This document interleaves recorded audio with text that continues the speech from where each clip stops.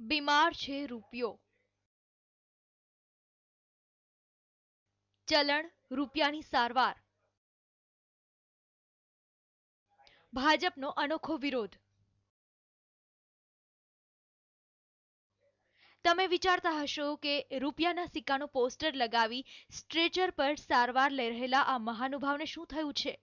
શું તેમને કોઈ બીમારી છે? જો કે જવાબ છે કે આ કોઈ વ્યક્તિની સારવાર નથી થઈ રહી, પણ ડોલર સામે પડી ભાંગેલા રૂપિયાની સારવાર થઈ રહી છે. ભાજપના સભ્યો દ્વારા રૂપિયાને રીતસર સ્ટ્રેચર પર સુડાવી તેનો ઇલાજ કરીને રૂપિયાને ગ્લુકોઝના બાટલા ચડાવીને એમ્બ્યુલન્સમાં લઈ જવાયો. આજે રાજકોટમાં અમે એક કાર્યક્રમનું આયોજન કર્યું હતું કે જેમાં રૂપિયો બીમાર થઈ ગયો છે, રૂપિયો માંદો થઈ ગયો છે, એ રૂપિયાને હોસ્પિટલમાં દાખલ કરવાની જરૂર છે. તો એના માટે આજે આ એક પ્રતિકાત્મક કાર્યક્રમ કે જેમાં બીમાર રૂપિયાને અમે એમ્બ્યુલન્સમાં હોસ્પિટલે લઈ ગયા હતા, એને દાખલ કર્યો, એને ગ્લુકોઝની બોટલ ચડાવવામાં આવી છે, વિટામિનની ગોળીઓ ખવડાવીએ છીએ અને રૂપિયાને આજે ઓપરેશન કરવામાં આવ્યું હતું. અને એ ઓપરેશન કરતાં ખ્યાલ આવ્યો કે એમાંથી ઘણો બધો ભ્રષ્ટાચાર, ઘણા બધા કૌભાંડો, ઘણી બધી દિશાહીનતા, આર્થિક નીતિઓ વિશેની દિશાહીનતા. આગામી 1 મહિનામાં સમગ્ર ગુજરાતમાં આ રીતના પ્રતિકાત્મક કાર્યક્રમો કરવામાં આવશે, લોક જાગૃતિ માટેના અને કેન્દ્રની કોંગ્રેસ સરકારને ઢંઢોળવા માટેના.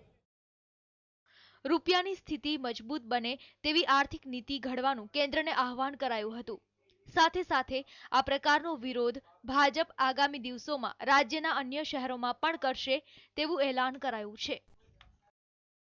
तो हम उसी सिलसिले में ये सब लोग आज ये जो हमारा जो आज प्रोग्राम था कि आज रुपया की डिविएशन हिसाब से पूरे पब्लिक को मैसेज देना चाहते हैं कि आज पब्लिक परेशान है, भ्रष्ट गवर्नमेंट है और जो पॉलिसी है वो पॉलिसी इतनी बेकार है कि उसी हिसाब से आगे के दिनों में ये कांग्रेस को हम उखाड़ फेंक देना चाहते हैं. ભાજપ દ્વારા બીમાર રૂપિયાની સારવાર કરીને ઓપરેશન તો કરાયું, પણ દેશના અર્થતંત્ર અને કેન્દ્ર સરકાર પર આ વિરોધની શું અસર થાય છે તે તો જોવું જ રહ્યું. મોહિત ભટ્ટ, TV9 રાજકોટ.